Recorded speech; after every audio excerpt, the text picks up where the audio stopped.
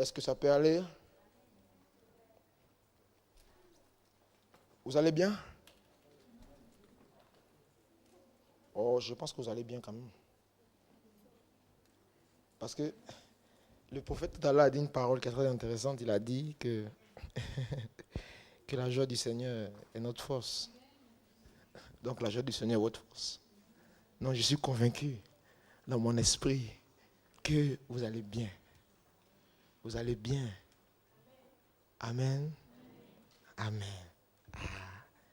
On va vraiment passer un petit temps dans la parole.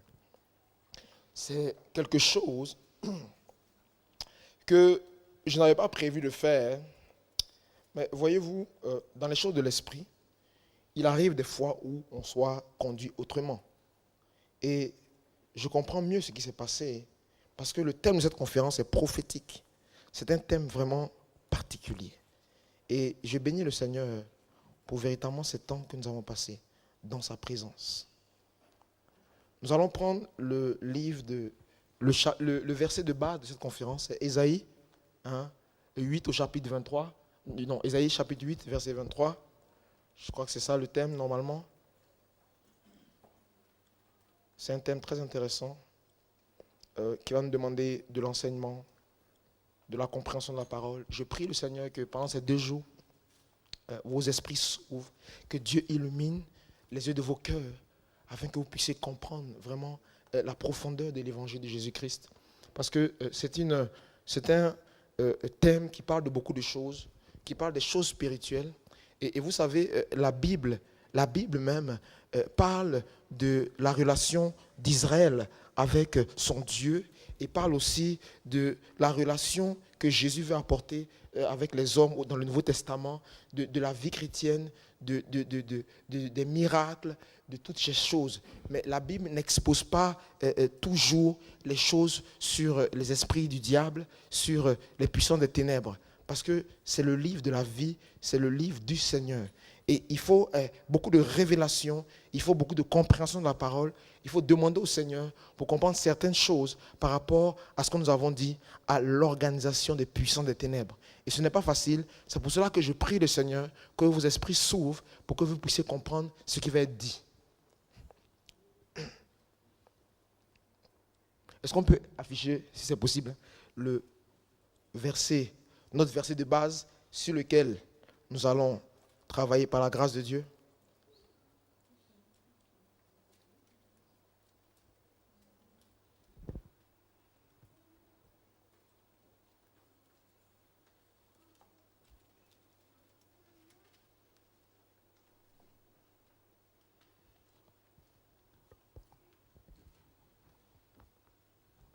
La Bible dit que les ténèbres ne régneront pas toujours sur la terre, où il y a maintenant des angoisses.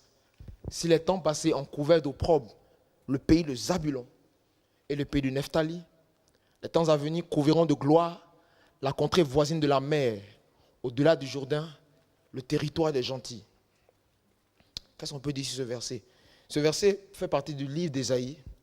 Ésaïe est un prophète qui vient dans un cadre particulier. Il est aussi un conseiller spirituel du roi de l'époque. Et il a du mal avec ce roi-là.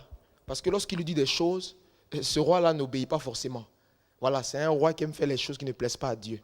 Et Ésaïe donne beaucoup de prophéties. Beaucoup de prophéties des choses qui se sont passées. Et aujourd'hui, dans ce passage-là, il dit, mais les ténèbres ne régneront pas toujours sur la terre où il y a maintenant des angoisses. Si les temps passés ont couvert d'opprobre le pays de Zabulon et le pays de Nephtali, le pays de Zabulon et de Nephtali, ce sont des territoires qui appartiennent à des tribus d'Israël. Ces 2 tribus d'Israël, Zabulon et Nephtali. Et ces territoires leur ont été donnés par Josué lorsqu'il était encore en vivant. Il a distribué le pays il a distribué les territoires à toute la nation israélite. Il a dit, les temps à venir couvriront de gloire la contrée voisine de la mer, au-delà du Jourdain, le territoire des gentils. C'est qui les gentils? En fait, les gentils, c'est les personnes qui ne connaissent pas, qui n'ont pas d'alliance avec Dieu. Les gentils, en fait, ce sont les personnes qui n'étaient pas du peuple d'Israël à la base. Voilà. On les appelait les gentils. Et vous et moi aujourd'hui, nous sommes aussi des gentils. Parce qu'à la base, nous n'étions pas du peuple d'Israël. Et par la grâce du Seigneur Jésus, nous avons pu bénéficier de la grâce de Dieu. Et aujourd'hui, nous sommes également des enfants de Dieu. Donc, Dieu donne une prophétie par Ésaïe. Et après, dans la suite du livre d'Ésaïe, il va parler du salut. Il va donner des prophéties sur le Messie qui va sauver les hommes. Donc, Ésaïe aussi introduit effectivement l'œuvre que Jésus va faire par rapport aux gentils, au monde entier, du salut des nations. Donc, il faut comprendre ici que toi et moi, Dieu nous connaissait depuis longtemps et notre destinée n'est pas étrangère pour le Seigneur. Ce n'est pas une révélation pour lui qu'aujourd'hui tu sois là. Dieu le savait. Depuis très longtemps. Il le savait. Donc voici une façon un peu de décortiquer un peu rapidement ce verset avant que nous puissions entrer véritablement dans ce qui va être dit aujourd'hui. Aujourd'hui, je vais prendre un petit temps d'enseignement par rapport aux œuvres des ténèbres, par rapport à ce que l'ennemi peut faire dans la vie des enfants de Dieu. Et ce verset de base est très intéressant parce qu'au travers de ce verset, nous devons avoir la conviction que les temps à venir, les temps qui sont là, nous couvrirons de la gloire du Seigneur. Donc Dieu veut véritablement que tu vives dans sa gloire, que tu vives dans la délivrance qu'il veut pour toi. C'est ce que le Seigneur veut pour toi. Le Seigneur ne veut pas que tu restes dans l'échec, dans les tribulations, dans les situations difficiles, et tu ne comprends pas. Dieu veut vraiment que ces choses-là changent. Et le titre de l'enseignement d'aujourd'hui, c'est « L'œuvre des démons dans les vies et leurs manifestations ». Très particulier comme titre d'enseignement. D'habitude, on a droit à d'autres enseignements, la prophétie, Saint-Esprit, tout ça, c'est bien. Mais nous autres, qui avons ce ministère de délivrance et tout ça, ce sont des enseignements que nous prêchons. Et ce n'est pas facile pour quelqu'un qui, la première fois il arrive, il entend l'œuvre des démons dans les vies. Mais c'est quoi ce truc? Mais au fur et à mesure que nous allons continuer d'enseigner, je suis convaincu que tu vas comprendre tout ce qui est dit dans cet enseignement. Et peut-être que tu vas te retrouver dans des situations qui sont décrites dans cet enseignement. Et tu vas comprendre des choses. Mais sois attentif. Parce que c'est un thème particulier. Vraiment, je te le dis.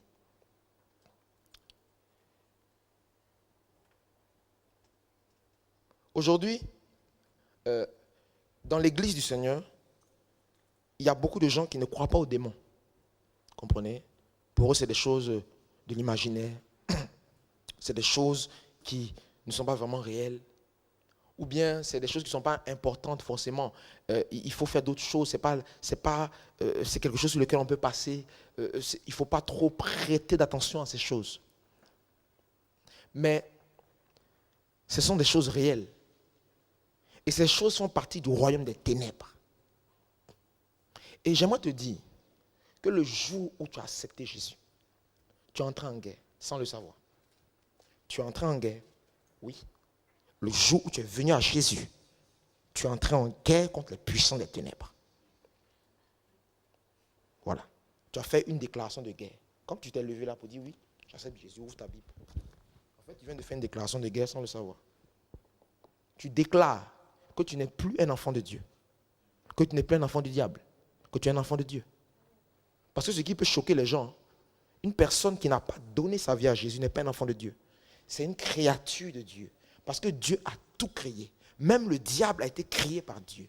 Et tous ces démons ont été créés par Dieu. Donc tout le monde est une créature de Dieu. Mais pour devenir un enfant de Dieu, la Bible dit que c'est un pouvoir. C'est une capacité surnaturelle que Dieu te donne. Et quand est-ce que tu la reçois? Tu la reçois lorsque tu crois que Jésus-Christ véritablement a payé le prix pour toutes tes transgressions à la croix et qui t'a donné le pouvoir de devenir enfant de Dieu. À ce moment-là, une chose se passe dans ton cœur. Tu reçois l'Esprit du Seigneur dans ton cœur et au fond de toi, tu es régénéré. Et c'est en ce sens-là que tu deviens un enfant de Dieu. Parce que lorsque Dieu te voit, il voit Jésus en toi. Il voit cet esprit nouveau qu'il t'a donné. C'est comme ça qu'on devient enfant de Dieu. On ne naît pas enfant de Dieu. Moi, je suis né pécheur, fils du diable, adonné au péché. Je suis devenu enfant de Dieu. Donc, voilà comment quelqu'un peut devenir enfant de Dieu. Et à ce moment-là, il rentre dans un combat contre toutes les puissances des ténèbres. Sans que lui-même il le veuille. Mais, il est dans un combat. Parce qu'il a décidé de ne plus faire partie de ce monde. De ne plus agir selon les conceptions des hommes qui, pour beaucoup d'entre elles, ont été inspirées par le diable. Donc, il dit maintenant, je veux réagir selon les conceptions de la parole. Et à ce moment-là, il se déconnecte. Il devient enfant de Dieu. Et là, il y a un problème. Parce que ce monde est dirigé par la puissance des ténèbres. C'est ce que la Bible dit. La Bible dit que le prince de ce monde, Satan. Donc toi, tu veux vivre dans un monde et puis tu dis non, moi maintenant c'est en Jésus. Mais il y a un problème. Vous ne pouvez pas être amis. Voilà pourquoi cet enseignement nous concerne tous. Moi, toi, nous sommes tous concernés. Oui. Ah là là.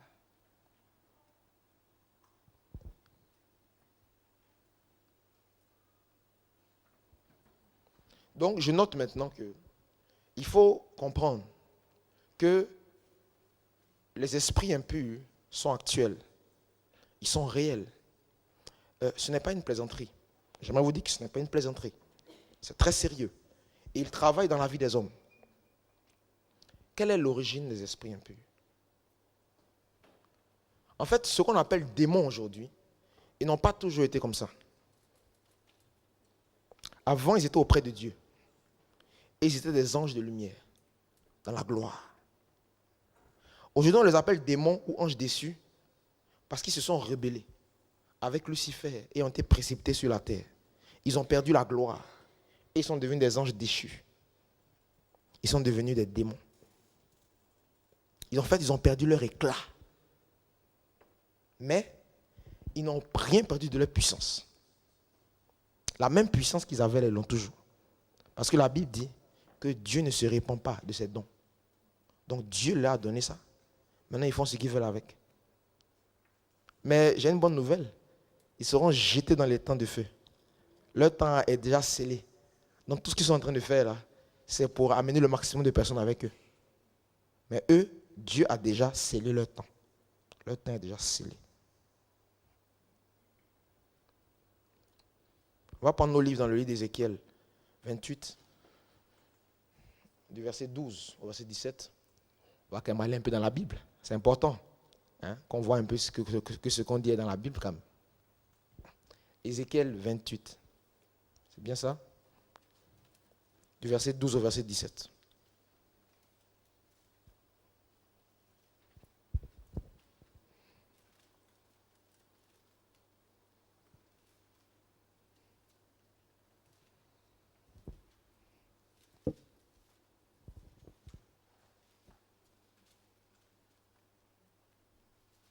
Est-ce qu'on peut... Ah, on dirait qu'il y a un problème pour afficher. Bon, moi, je peux essayer de commencer à lire Ézéchiel 28.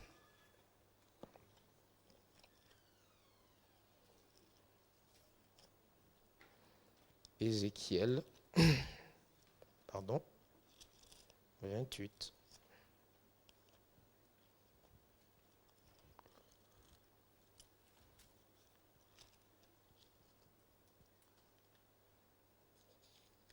Fils de l'homme, prononce une complainte sur le roi de Tyr. Tu lui diras, ainsi parle le Seigneur. Tu mettais le sceau à la perfection. Tu étais plein de sagesse, parfait en beauté. Ici, la personne dont on parle, il s'agit de celui qu'on appelait avant Lucifer. Parce que celui qu'on appelle le diable avant, il avait un ancien nom, Lucifer. Tu étais en Éden. Donc là, c'était dans un jardin, l'Éden, le jardin de Dieu. Tu étais couvert de toute espèce de pierres précieuses, de sardoine, de topaz, de diamants, de chrysolite, d'onyx, de jaspe, de saphir, d'escarbouche, d'émeraude et d'or. Tes tambourins et tes flûtes étaient à ton service, préparés pour le jour où tu as été créé. Nous voyons effectivement que Lucifer était le responsable de la louange dans le ciel. Et comme la Bible dit, tes tambourins et tes flûtes étaient à ton service. Donc effectivement, il dirigeait tous les anges qui s'occupaient de la louange. Tu étais un chérubin protecteur aux ailes déployées. Je t'avais placé et tu étais sur la sainte montagne de Dieu. Tu marchais au milieu des pierres étincelantes. Donc, Lucifer avait une position particulière. Il était sur la sainte montagne de Dieu où tous les autres anges ne pouvaient pas être. Il était dans l'intimité du Seigneur. C'était un chérubin protecteur. Tu as été intègre dans tes voies depuis le jour où tu fus créé jusqu'à celui où l'iniquité a été trouvée chez toi. On continue. Par la grandeur de ton commerce, tu as été rempli de violence et tu as péché. Je te précipite de la montagne de Dieu et je te fais disparaître, chérubin protecteur, du milieu des pierres étincelantes. Continue. Ton cœur s'est élevé à cause de ta beauté. Tu as corrompu ta sagesse par ton éclat. Je te jette par terre. Je te livre en spectacle au roi. Et nous sommes aussi des rois. Je te jette en spectacle au roi. C'est comme ça que le diable est arrivé sur la terre. On peut continuer. Très intéressant comme lecture.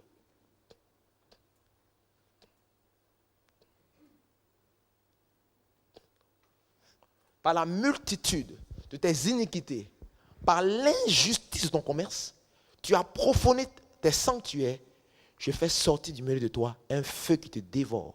Je te réduis en cendres sur la terre aux yeux de tous ceux qui te regardent. Voyez-vous, l'histoire de Lucifer est triste. Lucifer était un ange hors classe, qui était un chérubin. Les chérubins, dans l'organisation de Dieu, ce sont vraiment les anges qui sont dans la présence de Dieu. C'est la haute sphère chez les anges du Seigneur. Vous avez les chérubins, vous avez les archanges, vous avez les anges. Les archanges commandent des multitudes d'anges qui sont spécifiés dans une telle sphère. Par exemple, l'archange Michael est le chef des guerriers du Seigneur. C'est un archange. L'archange Gabriel est le chef des messagers du Seigneur. Mais Lucifer était un chérubin protecteur. Ça veut dire qu'il était dans une classe spéciale dans la présence du Seigneur. Et il commandait des myriades, plein d'anges étaient là, ils travaillaient avec lui. Et par sa beauté, par sa gloire, il a voulu s'élever au-dessus de Dieu. Il a voulu faire un coup d'État. Et il a fait une campagne pour dire aux gens de croire en lui.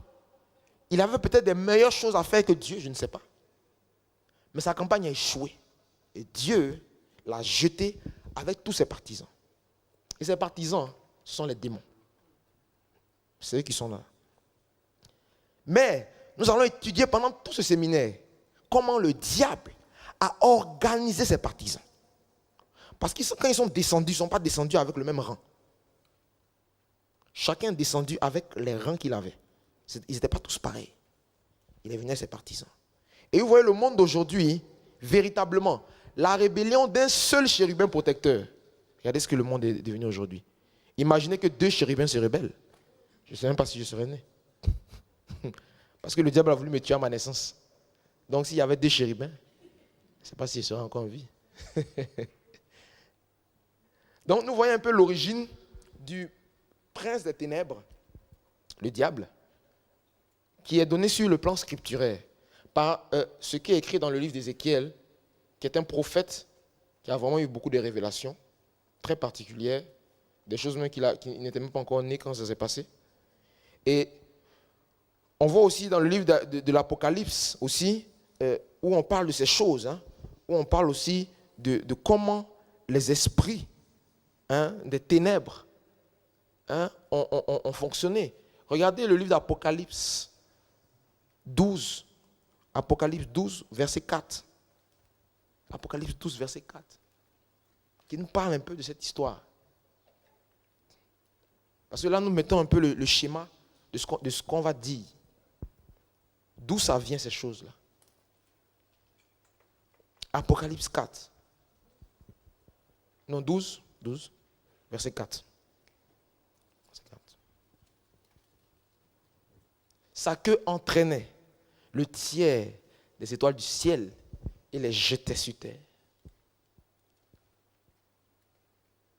Voilà. Le tiers des étoiles du ciel. Sa queue les a entraînés. Donc tous ceux qui l'ont suivi. Verset 7 à 9. Verset 7 et 9.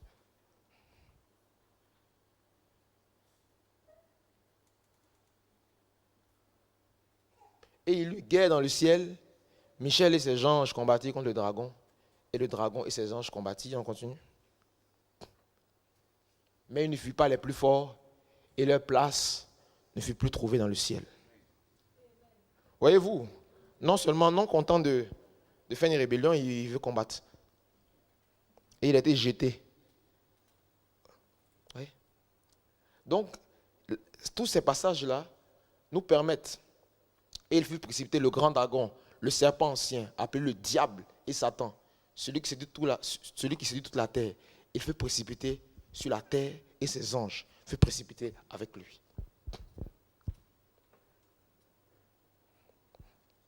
Donc, on voit un peu comment les anges, les démons sont devenus des anges déchus. On dit déchus. Donc, ils ont vécu une déchéance. Mais comme vous pouvez le constater, ils sont toujours en activité.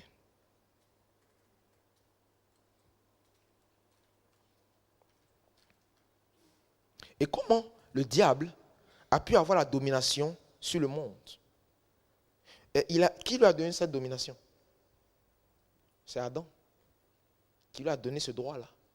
Le jour où Adam a péché, le jour où Adam a écouté le diable, il a donné au diable la domination sur le monde. C'est comme ça qu'il a réussi ce deuxième coup d'État. Parce que le premier coup d'État a échoué. Donc il s'est dit avec les hommes, peut-être ça va marcher. Et là, il a vraiment réussi son coup d'État. Puisqu'il a réussi à usurper à Adam cette autorité qu'il avait. Mais malgré ça, il est quand même limité. Mais c'est comme ça qu'il est devenu le prince de ce monde.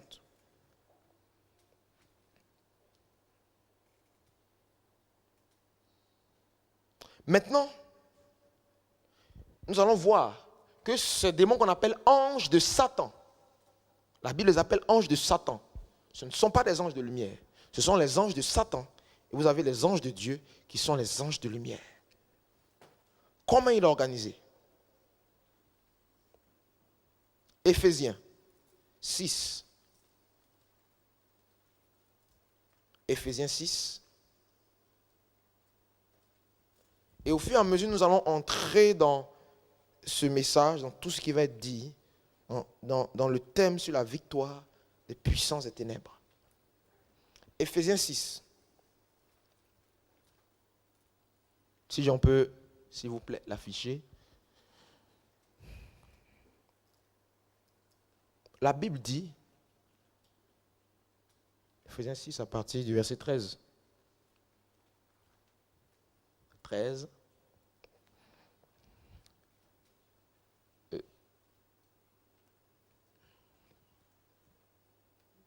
On peut descendre?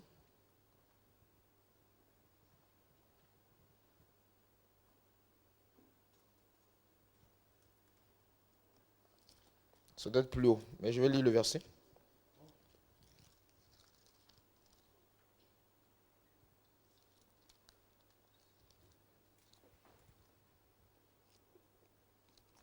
La Bible dit dans le livre d'Éphésiens 6, car nous n'avons pas à lutter contre la chair et le sang, mais contre les dominations, contre les autorités, contre les princes de ce monde de ténèbres, contre les esprits méchants dans les lieux célestes.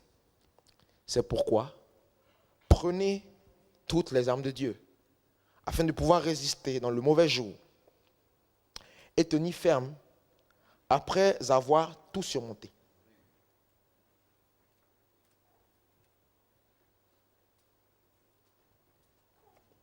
Il faut donc noter, dans l'organisation des esprits qui n'ont pas tous le même rang, que chacun a sa particularité.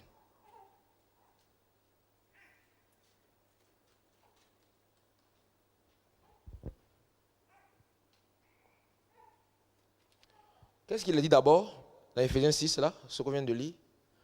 Nous n'avons pas à lutter contre la chair et le sang. Pourquoi? Parce que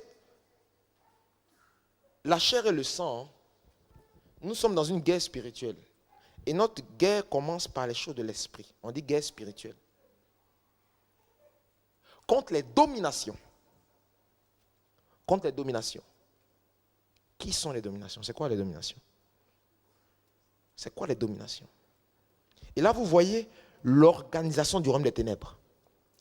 En plus forte position, il y a les dominations. Ensuite, vous avez les autorités. Ensuite, vous avez les princes de ce monde de ténèbres. Ensuite, vous avez les esprits méchants dans les lieux célestes. Et les esprits méchants dans les lieux célestes, c'est souvent ces esprits auxquels on est confronté. C'est pour ça qu'on va commencer par eux d'abord. Ce sont les esprits impurs, les démons, les esprits des hommes. Mais on va quand même parler rapidement de cette organisation. Domination, autorité, prince de ce monde de ténèbres.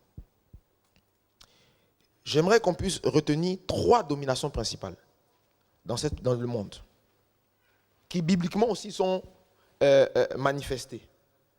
Vous avez la domination de la sirène des eaux, une domination mondiale qui agit tellement bien que hier encore, j'ai regardé sur MSN, Actualité, elle a tellement d'impact qu'elle a inspiré une jeune fille de 20 ans à peine, qui s'est donnée comme challenge de coucher avec 100 000 hommes. Elle s'est donnée comme challenge de coucher avec 100 000 hommes. Voilà son challenge.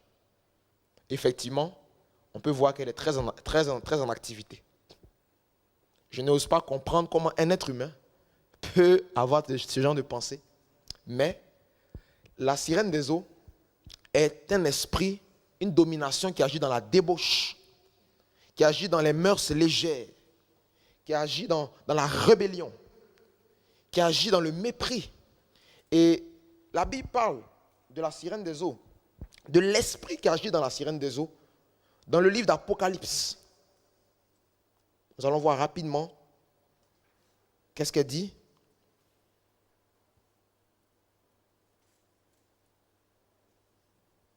Apocalypse 17.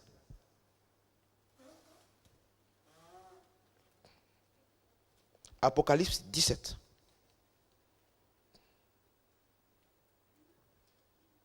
Elle parle des œuvres de l'esprit des eaux.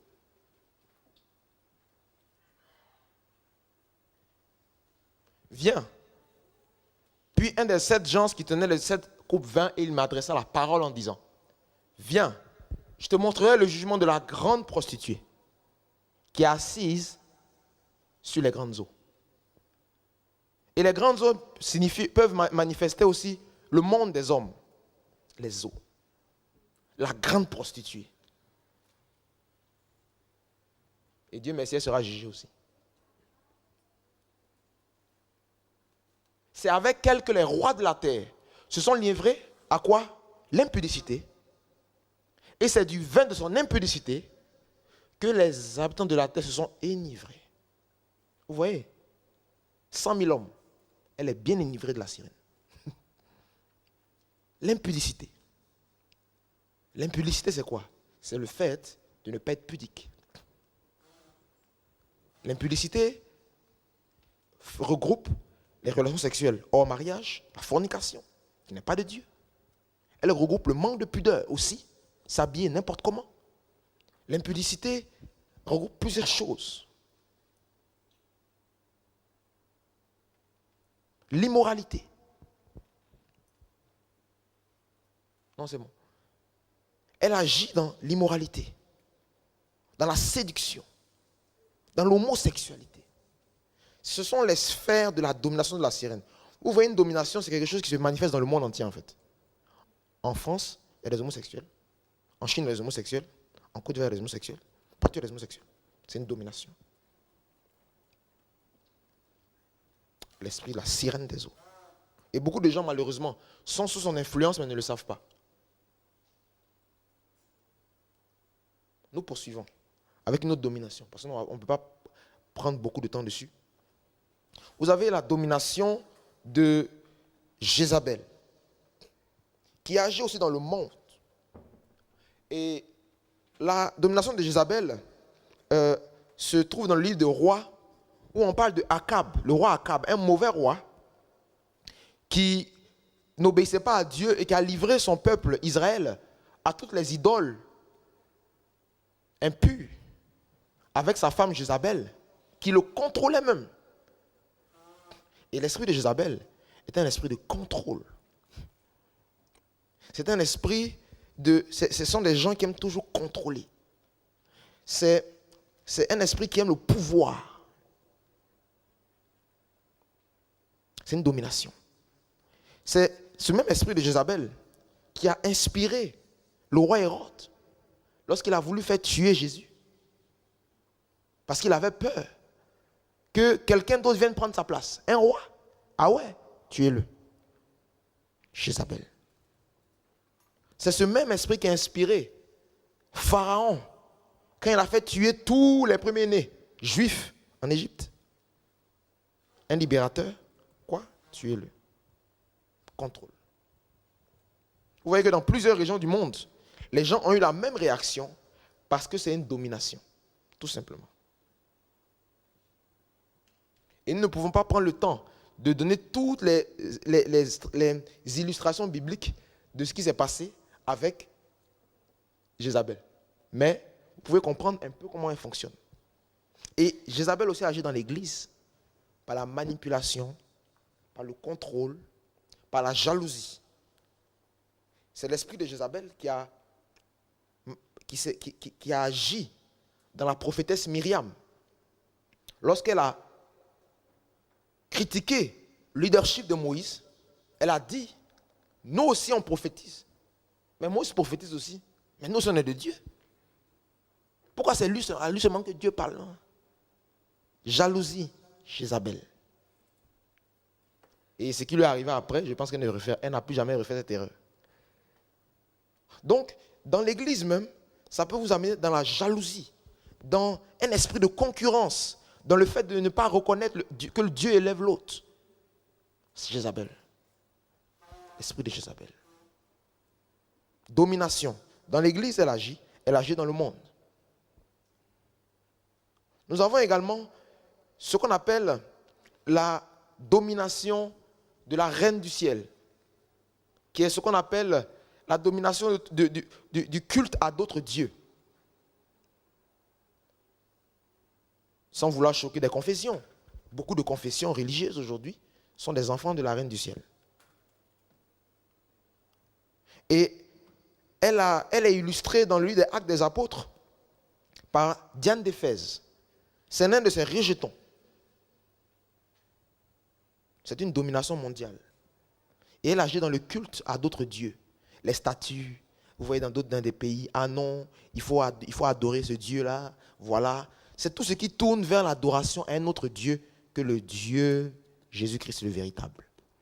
C'est la reine du ciel. Elle amène les gens dans l'idolâtrie. Adorer des idoles muettes. Et vous voyez que dans le monde entier, les gens font ça. Quand vous allez dans une culture européenne, une culture occidentale, une culture asiatique, les gens adorent des faux dieux. C'est la domination de la reine du ciel. Et un jour, les gens ont voulu tuer même Paul à cause de la reine du ciel. Parce qu'il avait ébranlé Éphèse par la puissance de l'évangile. Et il y avait un monsieur qui vendait des statuettes à Diane d'Éphèse qui a dit, oh, cet homme a ébranlé l'Asie par la prédication de son évangile. Il fallait que nous fassions quelque chose pour arrêter cela. Et ils l'ont accusé. Ils ont fait un attroupement. Comment ils peuvent faire ça à la grande Diane d'Éphèse qui a adoré, comme la Bible dit, dans toute l'Asie et dans le monde entier. Déjà à cette époque-là, ils reconnaissaient cela. Imaginez aujourd'hui. Et Diane d'Éphèse n'est que un rejeton de cet esprit de l'idolâtrie, qui est la reine du ciel. Voici 3 dominations principales. Il y en a d'autres. Mais celles-là, elles agissent suffisamment. Elles sont très amies et elles font beaucoup de dégâts. Ensuite, nous avons les autorités. C'est pour ça que je vous disais que aujourd'hui, c'est un temps d'enseignement. Donc vraiment, soyez concentrés. Parce que les choses qui sont dites sont vraiment importantes. Peut-être que vous les avez entendues ailleurs. Peut-être que c'est la première fois que vous les entendez. Mais vraiment, il y a beaucoup d'enseignements. Les autorités, en fait, elles gèrent des villes. Elles gèrent des organisations. Ce sont des autorités. Tout à l'heure, j'ai parlé de Diane d'Éphèse. C'était l'autorité de la ville d'Éphèse. Diane d'Éphèse. Parce que cette même autorité, dans d'autres villes, on l'appelait différemment. Quand on fait des recherches, on voit que cet esprit-là a été adoré ailleurs par un autre nom. Donc tout ça, ce sont des autorités qui travaillent tous pour ce qu'on appelle la reine du ciel. Ce sont ces rejetons. C'est un peu comme vous avez la marque Carrefour. La Carrefour Market, Carrefour Discount. Tout ça, ce sont des enfants de Carrefour. Donc ce qui est derrière, c'est Carrefour. Et eux là, ce sont des représentants. Et les autorités, en fait, sont les représentants des activités de chaque domination. Et la Bible nous parle de beaucoup d'autorités. Cela est quelque chose qui est vraiment... on ne va pas forcément entrer dans les détails des autorités, mais même un homme peut être une autorité. Pas forcément lui, mais l'esprit qui est derrière lui est une autorité. Vous prenez l'exemple dans la Bible d'un roi qu'on appelait le roi Agrippa. C'était une autorité spirituelle. Et lorsque l'apôtre Paul va parler à Agrippa, quelque chose va se passer. Il parle à une autorité. Et quand l'apôtre Paul lui parle, Agrippa va dire quelque chose. Il va dire, tu veux me convertir, Paul? Mais en fait, quelque chose s'est passé. Paul venait de créer un chemin, une percée, pour que l'Empire romain se convertisse. Déjà, l'autorité Agrippa était déjà ébranlée par la prédication de Paul.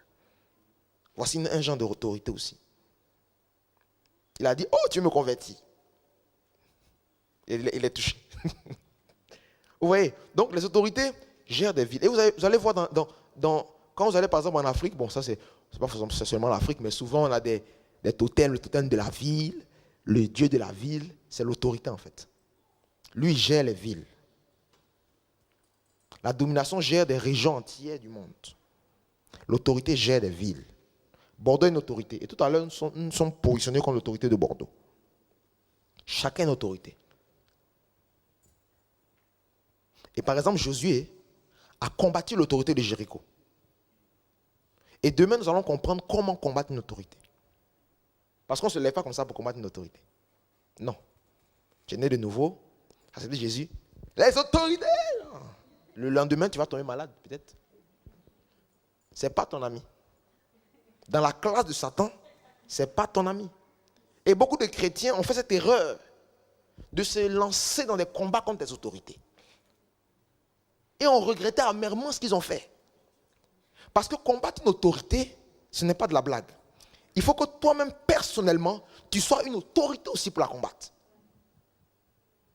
Et c'est vrai que tous les enfants de Dieu sont des autorités. Oui, on a reçu l'Esprit de Dieu, oui. Mais ton autorité grandit. Pardon. Tout le monde commence bébé, puis on grandit. Donc ce que le pasteur est en train de faire là, il ne faut pas courir derrière là-bas. Tu ne sais pas ce qui se passe. autorités. Nous avons aussi les princes de ce monde de ténèbres. Et les princes du monde de ténèbres, comment je peux vous expliquer ça? Ce sont des esprits puissants qui gèrent des pays. Par exemple, il y a le prince de France, il y a le prince d'Espagne, il y a le prince du Brésil, il y a le prince des États-Unis. Il gère tout le pays. Lui, il gère le pays. Vous voyez comment le diable est organisé? Il ne fait pas les choses dans le désordre. C'est nous les chrétiens, des fois, non, il est très organisé. Les princes de ce monde de ténèbres. Et vous voyez cela dans le livre de Daniel. La Bible dit que Daniel a été en opposition au prince de Perse. Et en ce temps-là, effectivement, c'était l'empire qui était puissant en ce temps-là. Il était en opposition à ce prince-là. Et une façon aussi de combattre les princes des mondes des ténèbres. Parce que Daniel, comment il a fait, ça nous illustre comment on fait. Et Daniel aussi n'était pas n'importe qui. Un indice, Daniel priait 3 fois par jour. Et Daniel était déjà exercé à combattre déjà les autorités avant d'aller combattre un prince. Il s'est levé contre l'édit du grand roi quand il a dit non, ceux qui vont adorer la statue, ceux qui ne l'adorent pas, on vous tue. Daniel et ses amis ont dit non, on ne va pas l'adorer. Même si Dieu ne nous délivre pas, on ne l'adore pas. Exercer. Il s'est exercé. C'était un soldat lui-même déjà. Voici quelque chose que nous verrons demain. Il y a beaucoup de choses à voir demain. Intéressant. Pas tout voir aujourd'hui parce que le temps passe. Il y a tellement de choses intéressantes dans la parole qu'on ne peut pas tout voir. Ça, c'est les princes de ce monde des ténèbres. Et quand vous voyez le livre de Daniel, quand l'ange est reparti, il a dit une chose très intéressante. Il a dit que je m'en vais parce qu'après le prince de Javan va venir. Et dans d'autres traductions, c'est le prince de Grèce.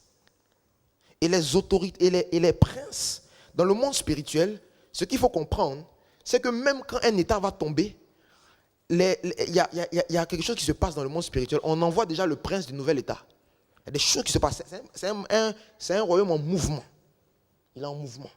En mouvement, en mouvement, en mouvement, en mouvement. Prince de ce monde des ténèbres.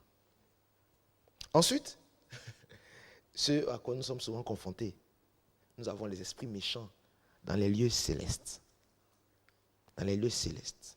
Oui, on est confronté à ces esprits-là et dès que tu rentres dans le Seigneur, la première personne à qui tu es confronté, c'est eux.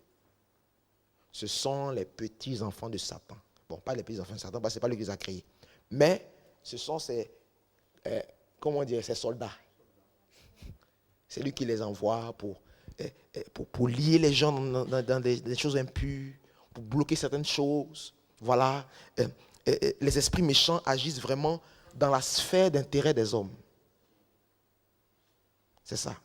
Mais l'action des dominations de tout ça là, c'est dans les choses qui concernent des multitudes, qui concernent les nations, qui concernent les prophéties que Dieu a dit. Par exemple, prenez le prince de Perse, il voulait bloquer l'accomplissement de prophéties sur Israël. Voilà son ministère. Par exemple, prenez la domination qui a inspiré les pharaons, Hérode. Il ne voulait pas que le libérateur sorte. Donc, ils avaient un ministère par rapport à la destinée des nations, à l'histoire même des hommes. Parce que si Moïse n'était pas né, je ne sais pas si on aurait écrit Exode, je ne sais pas. Voilà. Donc, eux, c'est ça. Mais les esprits méchants, c'est ta sphère d'intérêt là. C'est ça là qu'eux, ils gèrent. Parce qu'ils n'ont pas l'autorité pour aller plus loin. Et eux-mêmes doivent rendre compte aux autorités, aux princes de ce monde des ténèbres, aux dominations et à Satan lui-même. Et puis, au sommet de la hiérarchie, vous avez le diable, qui est le prince de ce monde. Et une personne a vaincu le diable, Jésus.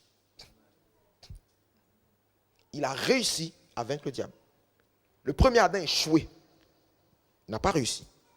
Jésus a été confronté au prince de ce monde. Mais même avant ça, Jésus a été exercé. Il ne s'est pas levé comme ça pour aller affronter le diable. c'est le seul qui a affronté le diable lui-même. Donc ça aussi, nous verrons que les attaques du diable, là, quand on dit que le diable m'attaque, en fait, le diable ne t'attaque pas. Non, je vous dis aujourd'hui, et il m'attaque, je suis attaqué par le diable. Non, il ne t'attaque pas. Il n'a pas de temps à venir faire ce temps. Il a une organisation qui est composée de milliards et de milliards d'anges déchus. Parce que quand on dit myriades, ça veut dire milliards de milliards. On va avoir des myriades, parce que tellement c'est nombreux. Donc, dans nos vies, là, le diable n'attaque pas n'importe qui comme ça. Il doit trouver des choses en toi véritablement, qui font qu'il peut venir dire, celui-là, là, oh. Non, aucun des autres peuvent l'attaquer si ce n'est pas moi. Ce n'est pas que le diable a des choses en toi.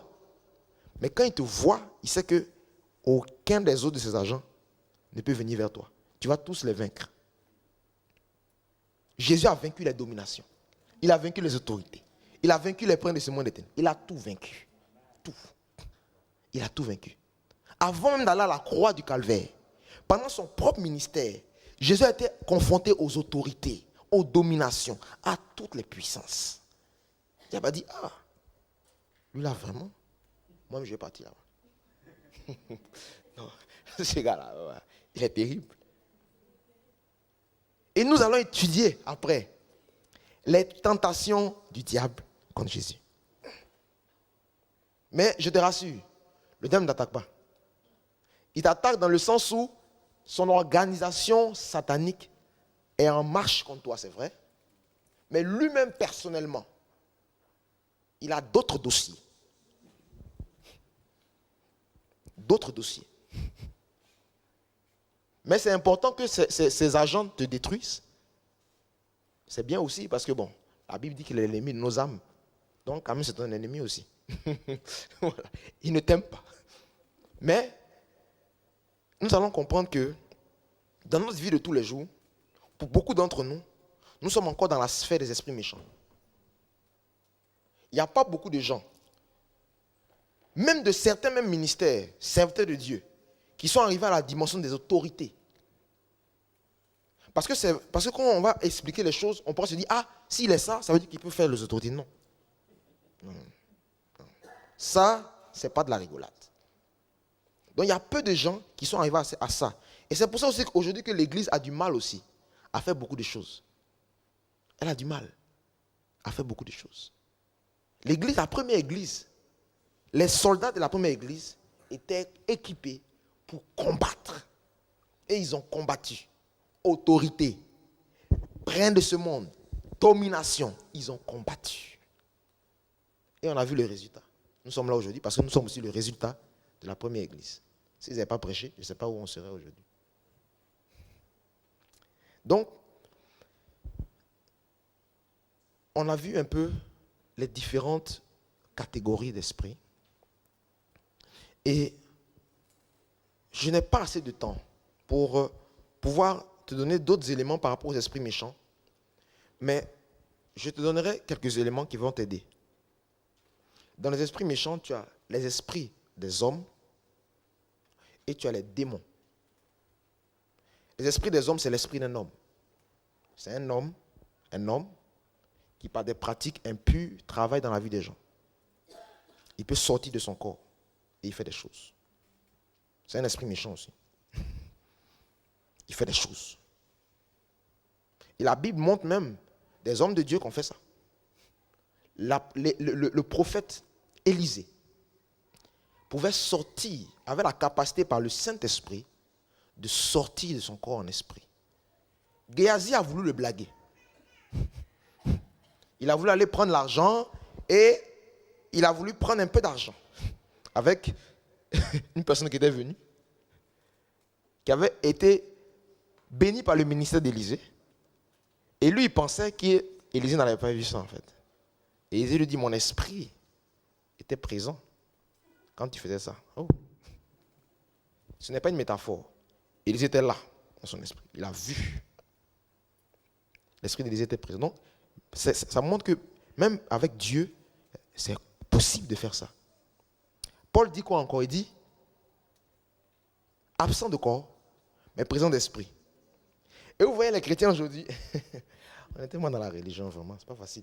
Non, non mais c'est-à-dire que les gens sont là, on est ensemble en esprit. Tu es ensemble avec qui en esprit? Tu connais ma vie? Est-ce que tu vois ce que je vis? Tu connais les souffrances que le frère vit? Tu as vu ça? Non, tu n'es pas en esprit, lui. Parce qu'il prend le soin de préciser plusieurs versions. Absent de corps. Il dit bien de corps, mais présent d'esprit. Il précise ça en fait. C'est la seule épître où Paul dit ça. Il aurait pu dire à tous ses frères, Shalom, il sait vous en esprit. Il aurait pu dire aux Éphésiens, il sait vous en esprit. Aux Corinthiens, il sait vous en esprit. Aux Romains, il sait vous en esprit. Comme c'est là, voilà. Non, il a dit ça à une seule église. Il sait vous en esprit. Je vois l'œuvre de Dieu au milieu de vous. Donc Paul aussi les voyait. Donc un homme peut faire ça aussi. Et Paul aussi a été ravi en esprit. Il est sorti. D'autres prophètes dans l'Ancien Testament aussi, comme le prophète Ézéchiel, ce même prophète Ézéchiel. Ah, vraiment Ézéchiel avait une onction particulière. Il est sorti aussi, il a vu des choses. Et il y a des hommes qui font ça. Et il est là et il sort. Mais ce n'est pas des pratiques démoniaques. Ce n'est pas avec la puissance de Dieu, bien sûr. C'est avec d'autres pratiques, mais ils le font. Et c'est ce qu'on appelle les esprits humains. Et dans la Bible, on ne peut pas donner trop rester sur le détail, mais Jésus a été confronté à un esprit humain. Il y avait un enfant qui avait des problèmes. Il avait des crises. Il se secouait comme ça, comme un épileptique. Et puis après, il s'arrêtait. Les disciples de Jésus ont été incapables d'aller faire le miracle là-bas. Et Jésus est venu dire le monsieur est venu dire à Jésus, ah, mais j'ai prié tes disciples de faire quelque chose, parce que je suppose que cela a été fait dans leur grande campagne d'évangélisation. Ils ont venu dire, oui, les démons sont chassés, tout ça. Mais ça, ils avaient omis de dire ça. Bon. Il est venu voir Jésus. Et Jésus a vu l'enfant. Et comment on voit vraiment que c'est quelque chose qui n'est pas toujours en lui?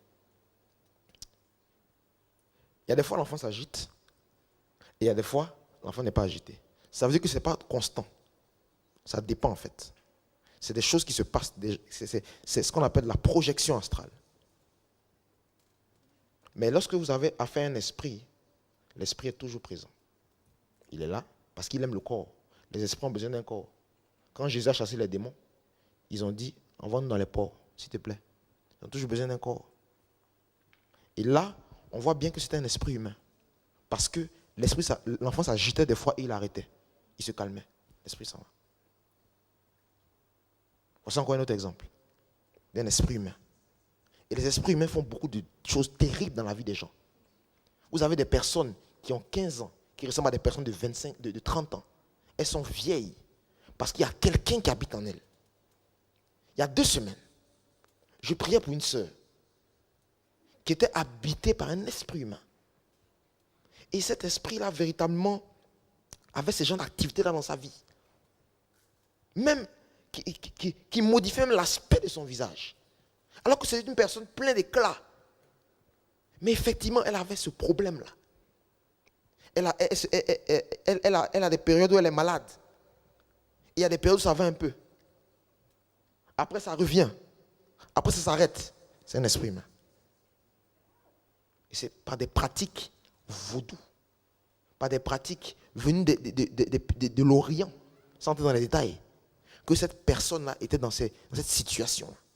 Tu es malade aujourd'hui, ça va un peu, 2 semaines après, tu es encore malade. Comme cet enfant-là, il est secoué, après, ça revient. Non, c'est l'esprit humain. Et Dieu, gloire à Dieu, l'a délivré. Et elle a vu un changement même dans son corps. Elle a pu faire des choses qu'elle ne faisait pas avant.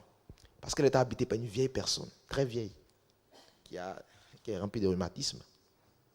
Oui, c'est très particulier ce que je suis en train de dire là.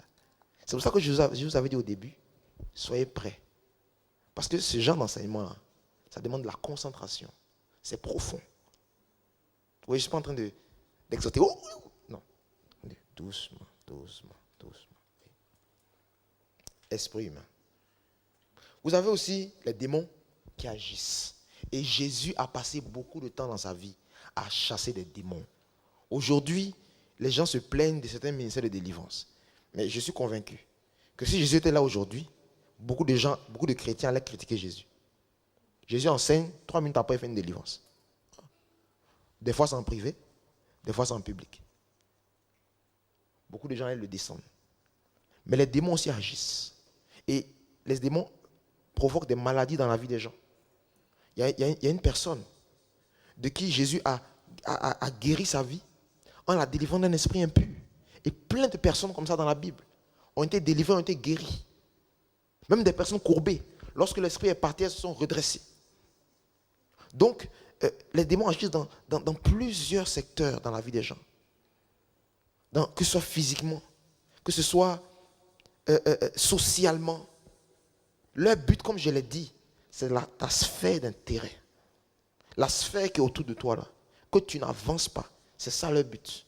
Quand tu as franchi ce cap-là, tu peux maintenant te positionner. Et encore, te positionner pour aller attaquer les autorités. Mais d'abord, il faut vaincre le cap des esprits méchants. Des esprits méchants. Dans la Bible, on voit que plusieurs personnes ont attaqué les autorités, mais on verra que ces personnes-là ne se sont pas levées comme ça. Vous avez le prophète Jonas qui s'est opposé à l'autorité de Ninive. Vous avez Josué. Vous avez plusieurs personnes comme ça qui se sont positionnées par rapport aux autorités. Paul. Mais déjà là, nous sommes sur les esprits méchants. Les esprits humains, les esprits des hommes, les démons.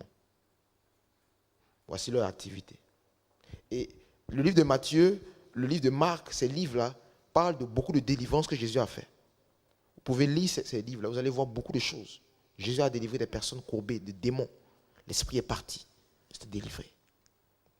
Et aujourd'hui, il y a certainement des situations, peut-être tu peux te reconnaître, mais tu as essayé peut-être les méthodes humaines, mais ça n'a pas marché. Il faut se poser des bonnes questions. Il faut élever le niveau et aller dans l'esprit. Peut-être que le problème est à ce niveau. Parce que vous savez, il y a des fois on se dit non, ça ne peut pas être spirituel. Mais le diable, c'est un grand menteur. C'est spirituel en fait. Et pour toi, ça peut être spirituel, c'est trop peu. Non, c'est pas peu. Il agit dans chaque sphère. Il n'y a aucune sphère qui est bizarre pour lui. J'ai vu beaucoup de choses. Et moi-même, des fois, j'ai été étonné que le diable pouvait faire ça aussi. Donc vraiment, le temps est arrivé à son terme quasiment. Et on ne peut pas faire, on ne peut pas tout dire sur les esprits. Mais par rapport aux esprits méchants, j'ai une parole à te dire. C'est que Jésus-Christ est allé à la croix pour payer tous tes péchés, pour te libérer de la puissance des esprits. Et aujourd'hui, personnellement, sache que tu as la victoire en Jésus sur ça déjà. Tu as déjà la victoire sur ces problèmes-là.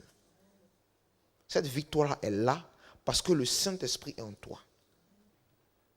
Le Saint-Esprit est en toi.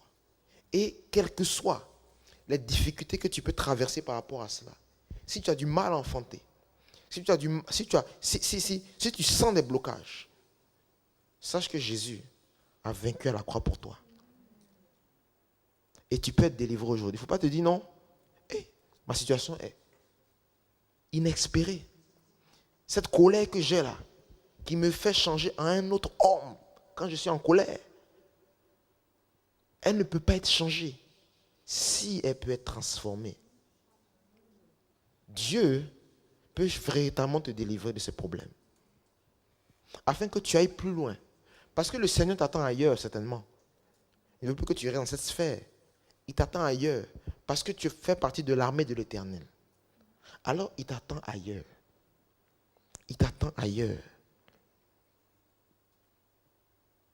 Vraiment, quelque chose d'important, c'est de ne rien avoir dans ton cœur qui appartient à l'ennemi. Jésus a dit au diable, il a dit, le diable est venu vers moi, mais n'a rien trouvé en moi qui lui appartenait. Et personnellement, il y a des fois dans notre vie, il y a des choses qui nous empêchent d'avancer, qui nous empêchent de grandir, de pouvoir vivre notre grâce. Et il faut se débarrasser de ces choses-là, personnellement. pour pouvoir avancer. Que l'ennemi n'ait rien en toi qui lui appartienne. Rien en toi qui lui appartienne. Ça peut être l'amour du monde. Ça peut être des conceptions bizarres. Ces choses-là sont des choses sur lesquelles le diable s'appuie pour dire oui, il m'appartient encore. Même s'il a dit qu'il va à l'église, celui-là m'appartient. Donc je peux rester dans sa vie. Oui, je peux rester dans sa vie.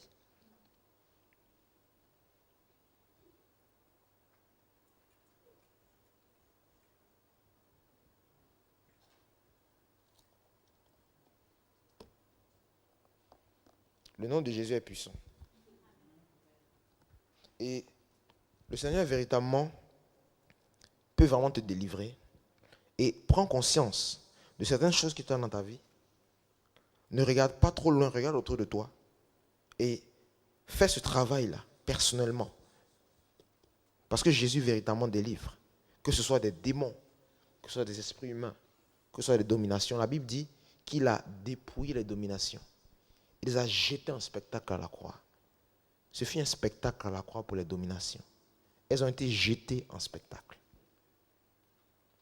Donc, quelles que soient les puissances des ténèbres, Jésus te donne la victoire. Rien n'est impossible pour toi.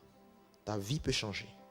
Ta vie peut changer et véritablement, tu peux véritablement vivre la délivrance véritable.